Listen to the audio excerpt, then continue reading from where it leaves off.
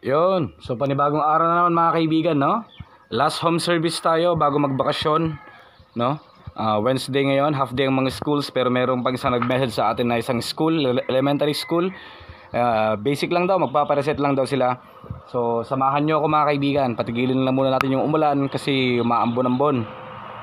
Yan, home service printer repair bago magbakasyon. Siyempre mga kaibigan, basic paalala lang, no? Holy Week, mag-ingat po tayong lahat, no? Ride safe and stay happy and safe. Ano daw? Let's go, home service. So nasa isang school tayo ngayon mga kaibigan. Home service, reset lang naman to, pati yung isa, no? L120. Kailangan natin ng pang-ambag para sa outing kasi. Okay pa naman yung aura mo, sis? Yes po. Ay, ala. Ala, okay lang po. Okay lang po na direkta. Reset lang din naman to. Kompleto naman tayo sa resetter. True. Ala, eksena lang dito yung ko.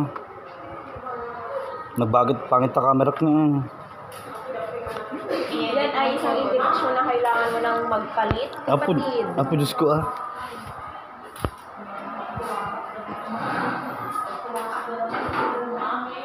So, hanapin natin yung resetter natin.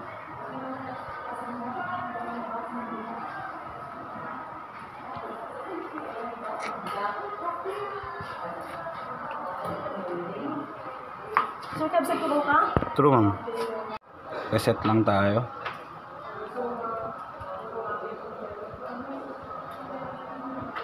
Particular adjustment mode. Then waste ink pad counter. Check. Main pad counter. Initialize. Okay. Turn off the printer. Okay. Reboot the printer. And yan.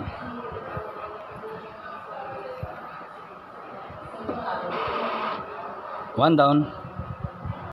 Okay. Pangalawa na tayo. Action L210. Reset ulit to mga kaibigan.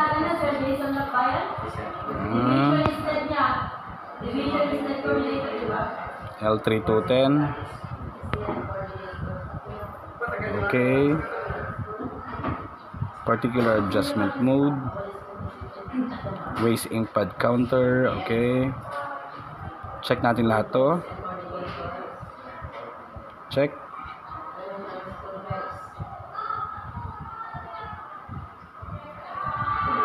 Initialize. Tapos na. Okay. Okay. Start natin.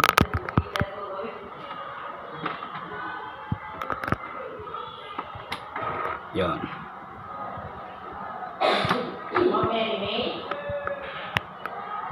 Okay na mga kaibigan. Right. So pangatlong client na tayo ngayon mga kaibigan. And teacher din. Kailangan lang natin i-activate yung kanyang operating system at yung kanyang MS Office. Okay. So let's do this mga kaibigan. Ang gamit ko nga palang activator ay yung KMS Auto na kayang mag-activate ng MS Office at the same time ng operating system. Labas ko lang yung installer ko mga kaibigan. Ito yung activator natin. Activation. Unahin natin sa Windows.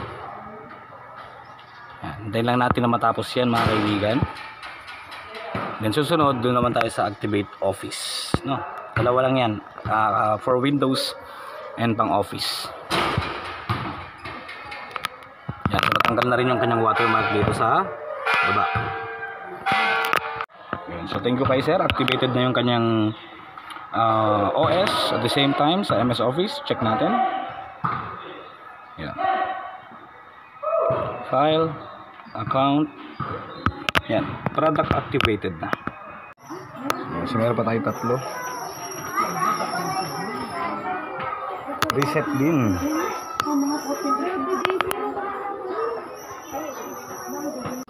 So ito naman, pinapalitan natin yung roller, yung dalawa na reset na mga kaibigan.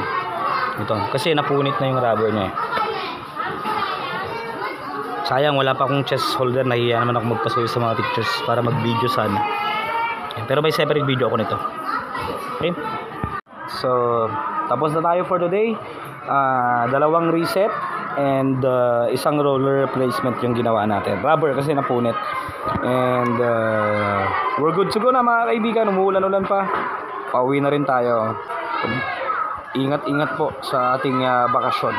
Yun lang, maraming salamat and huwag niyo magkakalimutan mag-subscribe mga kaibigan.